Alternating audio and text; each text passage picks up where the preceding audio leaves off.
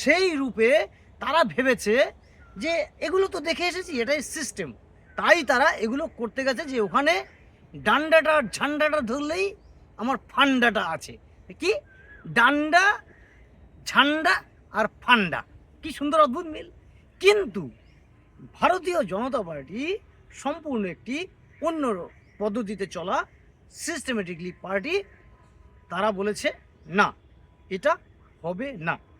আমি না ভারতীয় জনতা পার্টিকে একটা সাইডে রেখে দিচ্ছি, আমি এই মানুষগুলোর দিকে যাই।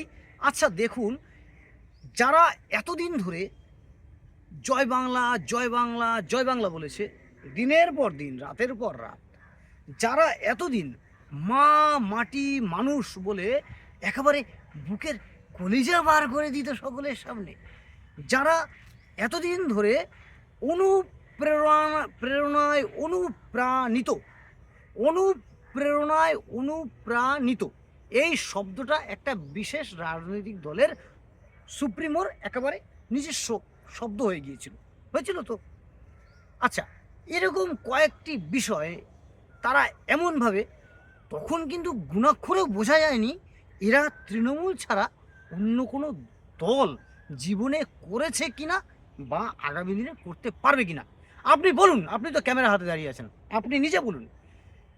এই যে যাদেরকে বলছেন তারা একটা অধিকাংশ লোক, তাদেরকে আপনি চেনেন জানেন, তারা কিন্তু এই এই ঝান্ডা নিয়ে, বিজেপি ঝান্ডা নিয়ে ঘুরে বেড়াচ্ছে। ঠিক ঘুরে বেড়াচ্ছে তো, হ্যাঁ দর্শকবৃন্দ, ঘুরে বেড়াচ্ছে। এরা নির্দিষ্ট একেবারে প্রমাণ, এরা কিন্তু কোনো দলকে ভালোবাসতে পারে না, পারেনি। আমি এই মোতাবেক খুব বেদনা পোষণ করছি যে মাননীয় এই যে আমাদের যে প্রাক্তন মুখ্যমন্ত্রী, হ্যাঁ মাননীয়া মমতা বন্দ্যোপাধ্যায়, তিনি কত সংগ্রাম করে, কত স্ট্রাগল করে, কত কিছু অতিক্রম করে তিনি এই রাজ্যে এই দলটিকে ক্ষমতায় এনেছিলেন এবং 3 বারের মুখ্যমন্ত্রী ছিলেন। তার কত পরিশ্রম দিয়ে গড়া এই দলটি, সেই দল ছেড়ে একের পর এক ইস্তফা দিচ্ছে, চলে যাচ্ছে।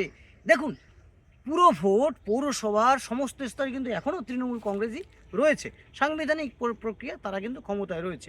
হয়তো রাজ্যে ক্ষমতায় এসেছে ভারতীয় জনতা পার্টি, কিন্তু তারা ক্ষমতায় পরবর্তী ভোট আসার আগে, ক্ষমতা যাওয়ার আগে কিন্তু দল ছেড়ে চলে যাচ্ছে।